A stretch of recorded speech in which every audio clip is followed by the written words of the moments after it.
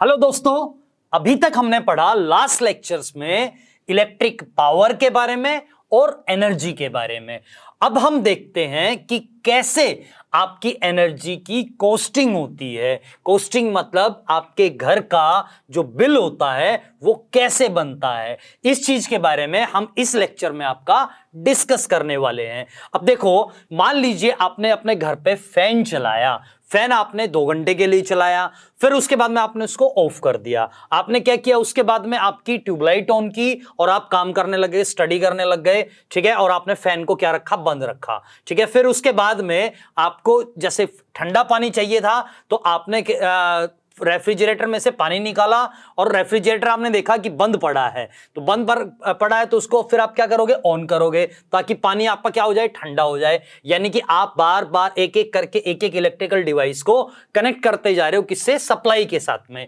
जैसे मान लीजिए आपने फैन को 2 घंटे चलाया, ट्यूबलाइट को 8 घंटे चलाया, रेफ्रिजरेटर को 12 घंटे के लिए ऑन रखा। तो इस तरीके से आपने क्या किया, अलग अलग डिवाइस को अलग अलग आपका क्या किया, ऑन किया। यानी कि आपकी जो एनर्जी होगी, अलग अलग डिवाइस अलग अलग एनर्जी कंज्यूम करेगा और उस सभी एनर्जी को सम करके आपका मीटर दिखाता है और उस मीटर के हिसाब से आपकी क्या बनती है, कॉस्टिंग बनती है, ठीक है। अब यहां से जैसे अलग अलग स्टेट की आपकी अलग अलग कॉस्टिंग होती है। जैसे कि अगर हम बात करें दिल्ली की, तो दिल्ली के अंदर तो आपने देखा होगा भाई, जो वहां पे सीएम है उन्होंने जो इलेक्ट्रिसिटी की कॉस्टिंग है वो हाफ की हुई है हाउस होल्ड्स के लिए। अलग स्टेट यूपी के अंदर आपकी अलग कॉस्टिंग है, राजस्थान के अलग अलग है, बिहार के अंदर अलग है, आपकी एमपी के अंदर अलग है, हरियाणा के अंदर आपकी अलग होगी और आपके पंजाब के अंदर अलग होगी। यानी कि हर स्टेट की आपकी अलग अलग कॉस्टिंग होती है, ठीक है। नॉर्थ इंडिया में अलग, साउथ इंडिया में हो सकता है अलग हो, है ना। अब ये कॉस्टिंग आपकी किस पे डिपेंड करती है, जैसे अगर हम बात करें थर्मल पावर स्टेशंस की, तो जैसे अब सोर्स ऑफ एनर्जी के अंदर हम पढ़ेंगे कि आपके थर्मल पावर प्लांट होते हैं, न्यूक्लियर पावर प्लांट्स आपके होते हैं। तो थर्मल पावर प्लांट्स की अगर हम बात करें तो थर्मल के अंदर क्या चाहिए होता है, कोयला चाहिए होता है। अब कोयला, जैसे आपको दिल्ली में तो कोयला कहीं मिलेगा नहीं, है ना, तो कोयला आपको कहां से मंगाना पड़ेगा। कोयले के लिए आपकी खदानें हैं झारखंड के अंदर, आपकी कुछ एमपी के अंदर, एमपी छत्तीसगढ़ वाले एरिया बेल्ट के अंदर आपका कोयला मेनली पाया जाता है। तो वहां से जब आपका कोयला निकलेगा तो वो कोयला आपका क्या करेगा, ट्रांसपोर्ट होकर दिल्ली आएगा। फिर वहां पे जो आपका थर्मल प्लांट होगा वो आपका कोयला बनाएगा, सॉरी वो आपका बिजली बनाएगा, ठीक है। तो इस तरीके से आपकी क्या बनाई जाती है, बिजली आपकी बनाई जाती है। तो उसकी ओवरऑल जो कॉस्टिंग होती है वो किसके ऊपर पड़ती है, कंज्यूमर के अंदर, कंज्यूमर के ऊपर आपकी पड़ती है। यानी कि जो भी कंज्यूमर आपका इलेक्ट्रिकल सप्लाई लेगा वो आपका बिजली का बिल भरेगा, ठीक है। तो इस तरीके से आपकी क्या होती है, कॉस्टिंग होती है। यानी कि हर स्टेट की अलग अलग कॉस्टिंग होती है। इस लेक्चर के अंदर हम ये देखेंगे कि how to calculate the cost of electrical energy. तो देखिए, हाउ टू कैलकुलेट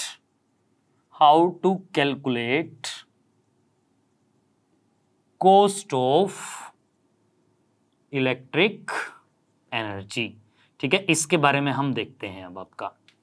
तो यहां से अब देखो, मान लीजिए कॉस्टिंग आपकी जनरली एक नॉर्मली आपका स्टेट की मान लेते हैं कि 6 रुपए आपकी कॉस्टिंग है, ठीक है। हम मान लेते हैं भाई आपकी जो कॉस्टिंग है ₹5 to ₹7 तक आपकी क्या करती है, ये वेरी करती है, ठीक है। अब मान लीजिए आपके घर का बिल एक महीने का 100 यूनिट आ गया, ठीक है। तो 100 यूनिट के हिसाब से आपका क्या हो जाएगा, 100 यूनिट का मतलब आपका हो गया 1 unit it is equal to 1 kilowatt hour. तो 100 यूनिट आपकी किसके बराबर हो जाएंगी, 100 किलोवाट आवर के बराबर हो जाएंगी, ठीक है। तो 1 किलोवाट आवर की कॉस्ट है आपकी मान लीजिए ₹6, तो 100 की आपकी कितनी हो जाएगी, 100 into 6, this is equal to 600 rupees, ठीक है। ये आपका क्या आ जाएगा, बिल आ जाएगा। अब बिल आपका देखो अलग अलग चीज पे डिपेंड करता है। जब आप बिल के अंदर देखोगे तो 2 टाइप की आपकी कॉस्टिंग होती है। ये तो आपकी होती है रनिंग कॉस्ट, ये तो आपकी क्या होती है, रनिंग कॉस्ट होती है, ठीक है भाई। रनिंग कॉस्ट के हिसाब से आपका मीटर का बिल आ गया कितना, 600 रुपए। इसके अलावा कुछ और भी कॉस्टिंग होती है, जैसे फिक्स कॉस्ट की हम बात करते हैं तो क्या होता है, हर स्टेट अपना अलग अलग एक टैक्स बनाता है, तो उस टैक्स के हिसाब से आपकी फिक्स कॉस्ट डिसाइड की जाती है। जैसे मान लीजिए आपने कोयले के ऊपर जीएसटी आपकी 18%, ठीक है। तो उस हिसाब से आपकी क्या हो जाएगी, कॉस्टिंग आ जाएगी। फिक्स कॉस्ट का मतलब स्टेट आपका अलग से टैक्स लेता है। जैसे कुछ टैक्स आपका होता है फिक्स कॉस्ट के अंदर, आपका सरचार्ज अमाउंट क्या होगी, ठीक है। फ्यूल चार्ज आपका क्या हो गया, ठीक है। फ्यूल चार्ज की आपकी कितने अमाउंट होगी। उसके अलावा अगर आप सिटी में रहते हैं तो म्युनिसिपैलिटी टैक्स कितना होगा, ठीक है। इस टाइप से आपकी कॉस्टिंग होती है, ठीक है, ये आपकी हो गई। और भी इसके अलावा भी कुछ और टैक्स आपके लगते हैं, अलग अलग स्टेट के अंदर अलग अलग वेरी करते हैं, तो इस हिसाब से आपकी होती है। इसकी फिक्स कॉस्ट आपकी मान लीजिए हो गई यहां से, ये इन सभी की कॉस्टिंग मान लीजिए, बर्डन आपका पड़ रहा है। इसके अलावा मान लीजिए 1 रुपए और एक्स्ट्रा आपका बियर करना पड़ रहा है, यानी कि जहां पे आपका बिल आना था 600 रुपए, उसकी जगह आपका बिल कई बार आ जाता है 700 रुपए। तो ये तो आपका होता है, ये हम पढ़ेंगे हायर क्लासेस के अंदर, ये टॉपिक आपका हायर क्लासेस का है। रनिंग कॉस्ट आपकी कैसे डिसाइड होती है, फिक्स कॉस्ट आपकी कैसे डिसाइड होती है, ये सब कुछ आपका हायर क्लासेस का है। फिलहाल हम सिर्फ इतना ही डिस्कस करेंगे कि एक यूनिट अगर आपकी 6 रुपए के बराबर है तो बताइए 600 यूनिट का कितना होगा, इस हिसाब से आपका डिस्कस करते हैं। तो इसी के रिगार्डिंग आपका फर्स्ट क्वेश्चन इसमें देखते हैं। तो देखिए दोस्तों, इस क्वेश्चन के अंदर क्या कह रहा है ये कि एक रेफ्रिजरेटर है, ये refrigerator having a power rating, जिसकी की पावर रेटिंग है आपकी 150 वाट। तो इसकी रेटिंग आपकी कितनी हो जाएगी, 150 वाट हो जाएगी।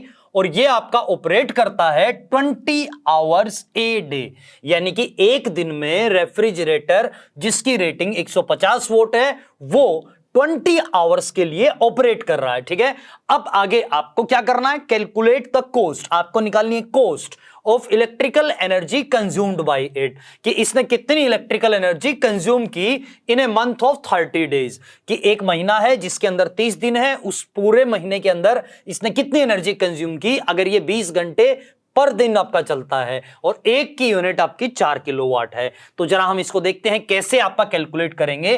कैलकुलेट करने से पहले देखो इसके अंदर आपका क्या चीज आपको ऐसी नजर आ रही है जो अलग से है। तो यहां से देखो 150 वाट, ये तो आपकी पावर है, नॉर्मल है आपकी, क्योंकि आपके पिछले आपके न्यूमेरिकल्स में, यानी कि इससे लास्ट वाले लेक्चर्स के न्यूमेरिकल्स में भी हमने पावर को देखा। फॉर 20 आवर्स ए डे, आपका 20 आवर्स का मतलब एनर्जी आ जाएगी यहां से। फिर उसके बाद में आपका क्या है यहां पे, इन ए मंथ आपका क्या है 30 डेज, ये आपके एक्स्ट्रा स्टेटमेंट यहां पे प्रोवाइड की गई है। तो पहले हम देख लेते हैं कि मंथ्स के अंदर कौन कौन से महीने हैं जिसके अंदर 30 डेज होते हैं, कौन कौन से महीने हैं जिसके अंदर 31 दिन होते हैं, या फिर आपके कुछ और डेज होते हैं, वो आपका देखते हैं। तो कैसे कैलकुलेट करते हैं, जैसे मान लीजिए ये आपका है यहां पे जो ये वाली है, इसको बोलेंगे जनवरी, या जनवरी के अंदर इसके अंदर आप कहेंगे 31 दिन, जो भी आपका यहां पे रहेगा इन चारों पे, और जो अंदर रहेगा बॉटम के अंदर, इसके अंदर आप पे कितने डेज होंगे, 30 डेज। तो यहां पे सबसे पहले जनवरी के अंदर कितने दिन होंगे आपके, 31 डेज। ठीक है, फिर उसके बाद में फरवरी, ये आपका आ गया फेब। ठीक है, फेब के बारे में हम बाद में पढ़ेंगे, पहले आपका जनवरी देख लेते हैं। जनवरी के अंदर 31, फेब के अंदर आपका फेब के अंदर नॉर्मल आपका ईयर्स के अंदर आपके डेज होते हैं कितने, 28 डेज। ठीक है, यहां पे 31 दिन होंगे, इसके अंदर आपके 28 डेज हो जाएंगे। ठीक है, और अगर आपका लीप ईयर है, लीप ईयर का मतलब अगर आपका 2020 है, 2024 है, 28 है, 32 आपका हो गया, फिर उसके बाद में 36, 40, यानी कि जो 4 के आपके मल्टीप्लायर्स में चलते हैं, जैसे 2004, 2008, 2012, 2016, 2020, ये सारे के सारे ईयर्स आपके कौन से होते हैं, लीप ईयर होते हैं। यानी कि हम यहां पे आपका मोटा मोटा लिख देते हैं 2004, 2008, 2012, 2016, 2020, 2024, 2028 एटसेट्रा, आगे जितने भी आपके होंगे ये सारे के सारे आपके कौन से ईयर्स होंगे, लीप ईयर्स। ये लीप ईयर्स हैं आपके। ठीक है, इन ईयर्स के दौरान आपके टोटल जो डेज होते हैं फेब के, वो कितने हो जाते हैं, 29 डेज। ठीक है, ये आपके लीप ईयर के अंदर हैं। इसके अलावा फिर आपका देखिए यहां पे जनवरी, फिर फेब, फिर मार्च आपका ऊपर आ रहा है, तो इसका मतलब यहां पे आप पे कितने दिन होंगे, 31 डेज। फिर आपका अप्रैल के अंदर आप पे कितने डेज, अप्रैल के अंदर आपके हो जाएंगे 30 डेज। फिर उसके बाद में आपका अप्रैल, फिर आपका मई, तो मई के अंदर आपके कितने डेज होंगे, 31। फिर उसके बाद में आपका आता है जून आपका अंदर आता है, तो जून के अंदर आप पे कितने, 30। फिर जुलाई के अंदर आप पे कितने, 31। फिर उसके बाद में यहां पे खत्म हो गया आपका। फिर उसके बाद में अगस्त के अंदर आप पे कितने डेज होंगे, यहां पे लिखते हैं अगस्त के अंदर आपके टोटल होंगे 31 डेज। फिर सितंबर आपका आता है, सितंबर के अंदर आपके 30, सितंबर यहां पे आएगा। फिर उसके बाद में आपका अक्टूबर के अंदर आपके कितने, 31। फिर उसके बाद में आपका आता है नवंबर आपका आएगा 30 और फिर दिसंबर के अंदर आप पे कितने डेज, 31 डेज। तो अगर आपका मंथ 30 डेज का है तो यहां से आपका देखेंगे, ठीक है, और अगर आपका 31 का है तो फिर आपका कैलकुलेट करेंगे। तो यानी कि अगर आपका जिस हिसाब से गिवन होगा उस हिसाब से आपका निकाल सकते हैं। यानी कि अगर ये देता कि total cost of electrical energy consumed in the month of Feb, तो हम लेते इसमें 28 दिन, ठीक है। फेब 2020 देता तो 29 लेते आपका। अगर ये देता आपका मार्च 2020 तो आपका कितने लेते यहां से, 31 डेज। अगर ये देता आपका फेब 2022 तब आपका कितने लेते, 28 डेज। अगर देता आपका जनवरी 2024 तो हम लेते 31 डेज। तो इस हिसाब से आपके कैलकुलेट करते हैं। अब जरा हम इसमें देखते हैं, ये तो आपका हो गया पूरा का पूरा मंथ्स के बारे में, ठीक है। अब हम इसमें कैलकुलेट करते हैं कि कितनी कॉस्ट आपकी एनर्जी की पड़ेगी। तो देखो इसमें यहां पे सबसे पहले इसका सॉल्यूशन के अंदर पहले गिवन क्या है, पावर आपकी गिवन है 150 वाट है आपकी, ठीक है। फिर आपका कितने घंटे के लिए एक दिन में ऑपरेट करता है, total hours in a day, total operating hours लिखते हैं इसको, total operating hours in a day this is equal to 20, ठीक है। तो अब यहां से टोटल आपके आवर्स कितने हो जाएंगे, total hours in a month, एक महीने के अंदर कितने दिन, एक महीने के अंदर आपके 30 दिन, 30 इंटू 20, ठीक है। तो ये आपके टोटल हो जाएंगे 600 आवर्स। यानी कि एक महीने के अंदर ये रेफ्रिजरेटर 600 घंटे आपका रन करता है।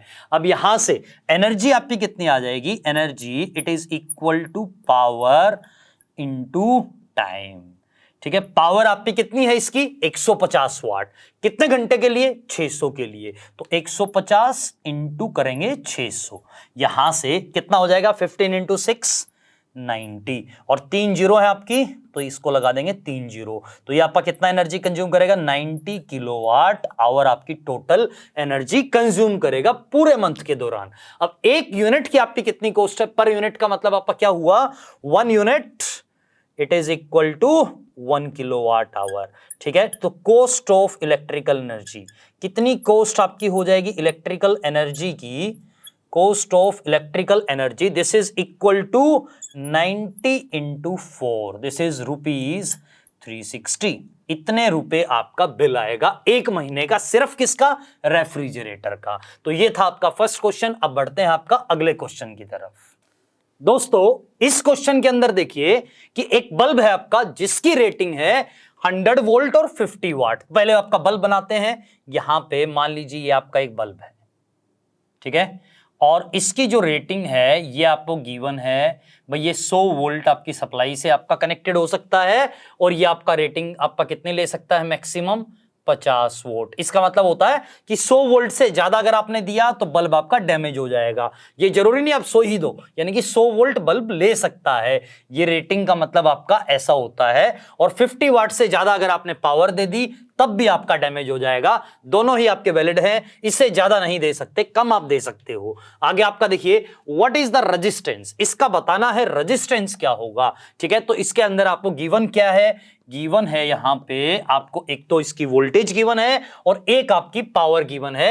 वोल्टेज आपकी कितने गिवन है, 100 वोल्ट, और पावर आपकी कितनी गिवन है, P it is equal to 50 volt. ये आपको गिवन है। आपको क्या निकालना है, रेजिस्टेंस निकालना है। कैसे निकालेंगे, R it is equal to V square divided by P कर देंगे आपका, क्योंकि P it is equal to V square by R होता है। अगर पावर और वोल्टेज गिवन है तो रेजिस्टेंस वहां से आपका निकाल सकते हैं, दोनों को घुमा के आपका। तो ये आपका आ जाएगा, यहां से आपका कितना हो जाएगा भाई, वोल्टेज आपकी कितनी है, 100 का गिवन है, 100 स्क्वायर डिवाइडेड बाई 50, तो ये आपका होगा 10,000, ठीक है। 10,000 डिवाइडेड बाई 50, ये आपका एक कैंसिल आउट, और 1000 डिवाइडेड बाई 5 ये आपका देगा 200 ओम।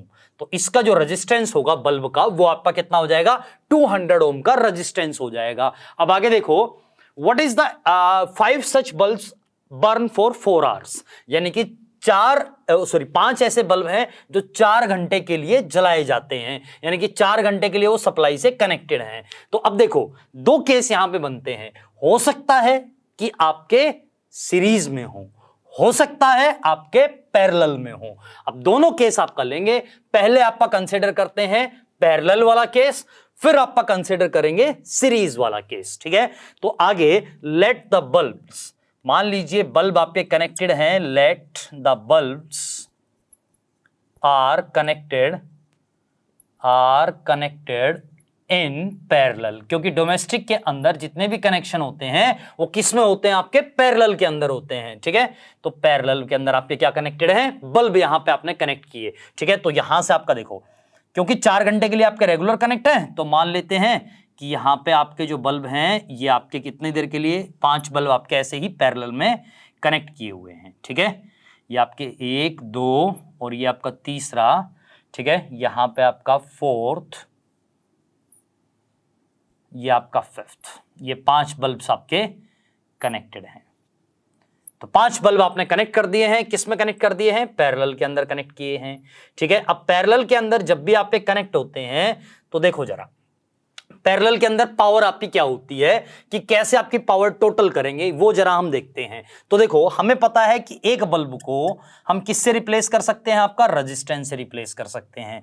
तो इसको हम ऐसा समझ सकते हैं कि 5 आपके रेजिस्टेंस पैरेलल में कनेक्ट किए हुए हैं। ये पहला रेजिस्टेंस है आपका, मान लीजिए पहले बल्ब का R1 है, दूसरे बल्ब का आपका कितना है R2, तीसरे बल्ब का आपका कितना है R3, चौथे बल्ब का आपका है R5, R4 और पांचवें बल्ब का आपका है R5। ये आपका टोटल गिवन है, ठीक है। अब देखो जरा इसमें, यहां से अब हमें पता है कि 5 अगर आपके हैं तो इक्विवेलेंट आपका रेजिस्टेंस कैसे निकालेंगे, 1/R equivalent, this is equal to 1/R1 plus 1/R2 plus 1/R3 plus 1/R4 plus 1/R5, ठीक है।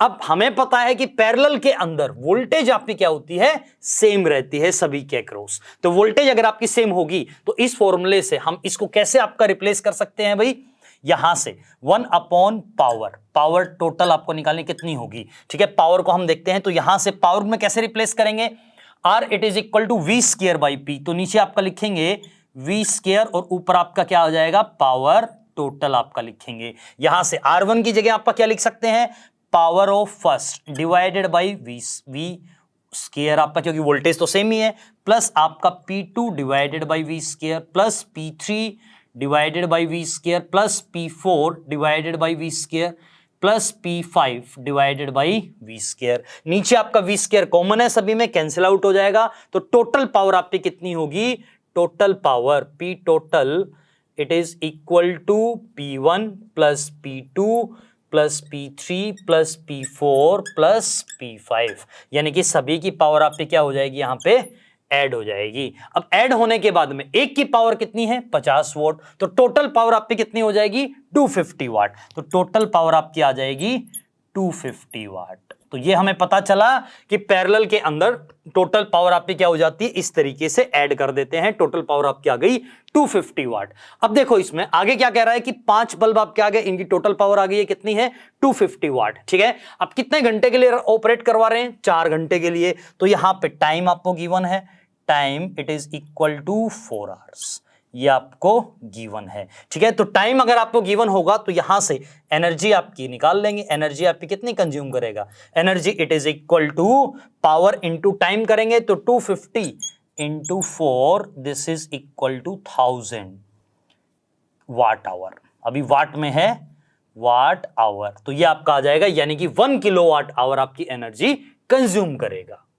तो कॉस्ट आपकी कितनी हो जाएगी, cost of electrical energy, cost of electrical energy, ठीक है, दिस इज इक्वल टू कितनी कॉस्ट आपकी आएगी, 1 यूनिट की कॉस्ट आपकी 4.80। अभी आपने एनर्जी देखी, एनर्जी आपकी कितनी आई, 1000 वाट आवर, और इसको हम लिख सकते हैं 1 किलोवाट आवर, यानी कि ये आपका क्या है, 1 यूनिट के बराबर है। तो 1 यूनिट की आपकी कॉस्टिंग कितनी, 4.80, तो इसको हम सीधा लिखेंगे 1 यूनिट इनटू कॉस्ट, कॉस्ट कितनी है आपकी, ₹4.80, तो टोटल आपकी कॉस्टिंग कितनी हो जाएगी, 4.80 रुपीज। ये तो था आपका कब, जब आपके बल्ब्स आपने मान लिया कि आपके पैरेलल में कनेक्ट हैं। अब हम इसको करते हैं सीरीज कनेक्शन से। तो सीरीज के अंदर अगर आपके बल्ब कनेक्ट होंगे, तो सीरीज कनेक्शन के अंदर जब आपके बल्ब कनेक्ट करेंगे तो ऐसे आ जाएगा आपका, ये पहला बल्ब है आपका, ये आपका दूसरा बल्ब, ये तीसरा बल्ब है, ये फोर्थ आपका, और ये आपका फिफ्थ बल्ब है। 5 बल्ब आपने ऐसे कनेक्ट कर दिए हैं यहाँ पे, और किस में कनेक्ट किए हैं? सीरीज में कनेक्ट किए हैं। सभी की रेटिंग कितनी है? 100 वोल्ट और 50 वाट आपकी रेटिंग है। तो अब देखो, इसको हम किससे रिप्लेस करेंगे? आपका फिर से रेजिस्टेंस से रिप्लेस करेंगे। ये आपका पहला हो गया, ये दूसरा हो गया, ये तीसरा, ये चौथा, और ये आपका पांचवा। ठीक है, R1, R2, R3, R4 और कितना? R5। अब यहां से टोटल रेजिस्टेंस आपका क्या हो जाएगा? R total.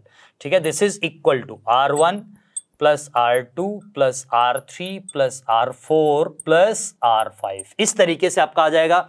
अब यहां से आपका देखो, R1 plus R2 plus R3 R4 and R5 अगर आपका है, तो यहां से भाई R को हम क्या लिख सकते हैं? V square divided by P। तो V square divided by P total. ठीक है, ये आपका क्या कैसे आएगा? अब यहां से देखो, this is V square divided by P power of first plus V square divided by power of second plus V square divided by power of third, V square divided by power of fourth, और यहां पे V square plus V square divided by power of 5। ये आपका आ जाएगा total आपका resistance. अब देखो, एक डाउट आपके दिमाग में जरूर आ रहा होगा कि यहां पे हर जगह, पिछली बार तो आपने बोला कि भाई वोल्टेज आपकी क्या होती है? पैरेलल में सेम होती है, इस वजह से आपने क्या कर दिया था? वहां पे वोल्टेज को कैंसिल आउट कर दिया था। लेकिन इस केस में तो वोल्टेज आपकी सेम नहीं है, बट वोल्टेज सेम नहीं है, आपकी बात बिल्कुल सही है। लेकिन यहां पे हम मान रहे हैं कि पांचों बल्ब जो आपके कनेक्ट हैं, उन सभी का रेजिस्टेंस बराबर है, और रेजिस्टेंस अगर आपका बराबर होगा तो इसका मतलब उसके थ्रू सेम करंट आपका फ्लो करेगा और वोल्टेज इक्वली आपकी डिस्ट्रीब्यूट हो जाएगी सभी के अक्रॉस। कैसे? जैसे मान लीजिए आपने 100 वोल्ट आपका अप्लाई किया, 5 बल्ब्स के अक्रॉस है आपकी, और सभी बल्ब आपके सेम हैं, तो सभी के अक्रॉस जो वोल्टेज डिफरेंस आपका बनेगा या पोटेंशियल डिफरेंस आपका बनेगा, वो आपका 20, 20, 20, 20 और 20, टोटल आपका कितना हो जाएगा? 100 हो जाएगा। इस तरीके से आपकी वोल्टेज डिस्ट्रीब्यूट हो जाएगी। तो हम मान के चल रहे हैं कि पांचों बल्ब आपके सेम है। देखो, गिवन भी है 5 सच बल्ब्स, यानी कि 5 ऐसे ही बल्ब हैं, तो हम मान लेते हैं सभी का आपका क्या रहेगा? रेजिस्टेंस सेम रहेगा। तो इस तरीके से आपकी आ जाएगी, और पावर आपकी यहां पे कैसे आ जाएगी? 1/P total, it is equal to 1/P1 plus 1/P2 plus 1/P3 plus 1/P4 plus 1/P5। ये आपकी टोटल पावर इस तरीके से आ जाएगी। अब यहां से इसको हम कैसे निकालेंगे? देखिए, एक की पावर कितने गिवन है आपको? 50 गिवन है। ठीक है, एक की पावर कितने गिवन है? 50। तो 1/P टोटल कितना आएगा? 1/50 प्लस 1/50 प्लस 1/50 प्लस 1/50 और प्लस 1/50। इस तरीके से आपका 5 पावर आ जाएंगे, और सभी आपके 50 एलसीएम है, तो ऊपर से 5 डिवाइडेड बाई क्या हो जाएगा? 50, यानी कि 1/10 आएगा। तो टोटल पावर आप पे कितनी हो जाएगी? 10 वाट। टोटल पावर आप पे कितनी आ गई? 10 वाट आपकी टोटल पावर आ गई है यहां पे। तो 10 वाट अगर आपकी टोटल पावर यहां से आएगी, तो इसका मतलब अब कितनी आपकी एनर्जी कंज्यूम होगी? Energy consumed. ठीक है, energy consume, this is equal to कितनी एनर्जी कंज्यूम होगी आपकी यहां से 4 घंटे के लिए? तो यहां से 10 × 4, ये आपका आ जाएगा 40 वाट आवर। इस बार आपकी बहुत ही कम एनर्जी कंज्यूम हुई है, 40 वाट आवर। इसको हम किलोवाट में कन्वर्ट करेंगे। अब जरा यहां से कैसे आपका 40 × 1000 करेंगे तो किलोवाट आवर आ जाएगा। तो यहां से ऊपर अगर आपको किलोवाट आवर लिखना है तो डिवाइडेड बाई 1000 आपको करना पड़ेगा। ठीक है, इसका मतलब आपका कितना हो गया? 0.04 किलोवाट आवर। इस तरीके से आप कैलकुलेट कर सकते हैं इसकी टोटल एनर्जी कंज्यूम। अब कॉस्टिंग के लिए इसको 4.80 से आप क्या कर दीजिए? मल्टीप्लाई कर दीजिए। ठीक है, तो यहां से कॉस्ट ऑफ इलेक्ट्रिकल एनर्जी की कॉस्ट आपकी कैसे निकालेंगे? This is equal to 0.04 × 4.80। तो यहां से जब 4.80 को 0.04 से आपका जब मल्टीप्लाई करेंगे तो ये आपका देगा 1.92 रुपीज। इतने रुपीज आपकी क्या हो जाएगी? इसमें कॉस्टिंग हो जाएगी। तो ये था आपका क्वेश्चन। अब बढ़ते हैं आपका अगले क्वेश्चन की तरफ। दोस्तों, इस क्वेश्चन के अंदर देखिए कि कह रहा है एक इलेक्ट्रिकल हीटर है, वो ड्रॉ करता है आपका करंट 10 एम्पियर का। करंट आपका कितना ड्रॉ किया? 10 एम्पियर। तो इसको हम लिखते हैं I it is equal to 10 ampere. ठीक है, ये आपको गिवन है। सॉल्यूशन इसका देखते हैं। गिवन में आपका आ जाएगा 10 एम्पियर आपका करंट गिवन है। कहां से ड्रॉ कर रहा है? फ्रॉम 220 वोल्ट सप्लाई से आपका ड्रॉ कर रहा है। तो सप्लाई को हम लिखते हैं यहां से V it is equal to 220 volt. ये आपका पोटेंशियल डिफरेंस आपको गिवन है। अब आगे what is the cost? Cost कितनी होगी? कॉस्ट पूछी हुई है इसमें of using the heater for 6 hour every day. ठीक है, अगर हम हीटर को 6 घंटे आपका रोज रन करवाते हैं in the month of December, और कौन से मंथ में? दिसंबर के मंथ में, यानी कि गिवन देना चाह रहा है आपका 31 डेज आपको लेने हैं। ठीक है, तो 31 डेज के हिसाब से आपका कैलकुलेट करेंगे। तो यहां से टाइम आपका कितना गिवन है? Time it is equal to 6 hours per day. ये आपका एक दिन में 6 घंटे रन हो रहा है। ठीक है, और आपका दिसंबर के अंदर टोटल टाइम कितना हो जाएगा? Total time it is equal to 31 days into 6 hours per day. तो टोटल आपका टाइम आ जाएगा यहां से आवर्स के अंदर कितना आपका आएगा? 186 आवर्स आपका ये रन होता है टोटल पूरे मंथ के दौरान। अब आगे आपका देखो यहां से, अब हमें क्या निकालना है? पहले आप एनर्जी निकालनी है, फिर उसके बाद में उसकी कॉस्ट निकालेंगे। तो पहले आपकी एनर्जी कैसे आएगी? तो energy consumed by heater in December, पूरे मंथ के दौरान इन दिसंबर। तो यहां से आपका क्या आ जाएगा? This is equal to power into time. ठीक है, तो पावर आप पे क्या हो जाएगी? V इंटू आई। तो V इंटू आई का मतलब 220 इंटू 10। ठीक है, तो पावर को हम यहीं पे कैलकुलेट करके आपका बता देते हैं। Power it is equal to VI यानी कि 220 इंटू 10, और ये आपका देगा 2200 वाट। ठीक है, 2200 वाट, और यहां से इसको हम लिख सकते हैं 2.2 किलोवाट। ठीक है, तो या तो हम इसको यहां से कैलकुलेट कर लें, या फिर आप इसमें भी आपका डायरेक्ट आपका एंट्री कर सकते हैं इंटू 186। अब जब हम इसको कैलकुलेट करेंगे तो यहां से आपका कितने किलोवाट आवर आ जाएगा वो हम देखते हैं। तो यहां से आपका टोटल टाइम आपका टोटल एनर्जी कंज्यूम आपकी आएगी 409.2 किलोवाट आवर। ठीक है, यानी कि हम इसको कैलकुलेट करेंगे तो ये आपका देगा 409,200 वाट आवर, और इसको हम कैलकुलेट कर लेंगे तो ये आपका कितना हो जाएगा? 409.2 किलोवाट आवर। ठीक है, अब यहां से नेक्स्ट आपका अब हम इसमें डिस्कस करते हैं कि कितनी कॉस्ट आपकी आएगी। तो कॉस्ट ऑफ 1 यूनिट आपको कितना गिवन है?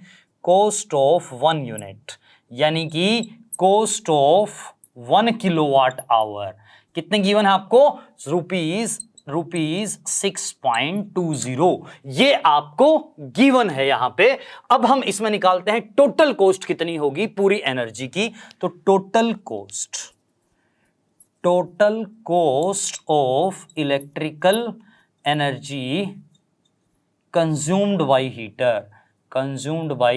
हीटर। ठीक है, यहां से दिस इज इक्वल टू 409.2, इतनी तो आपकी टोटल आपकी एनर्जी है, इनटू इसको हम मल्टीप्लाई करेंगे 6.20 को। तो जब हम इसको कैलकुलेट करेंगे तो ये लगभग आपका देगा 2537 रुपीज। ठीक है, आप इसको कैलकुलेट करके देख सकते हो। तो ये आपका हुआ लेक्चर। अब नेक्स्ट लेक्चर के अंदर आपका डिस्कस करेंगे दोस्तों हीटिंग इफेक्ट ऑफ करंट के बारे में।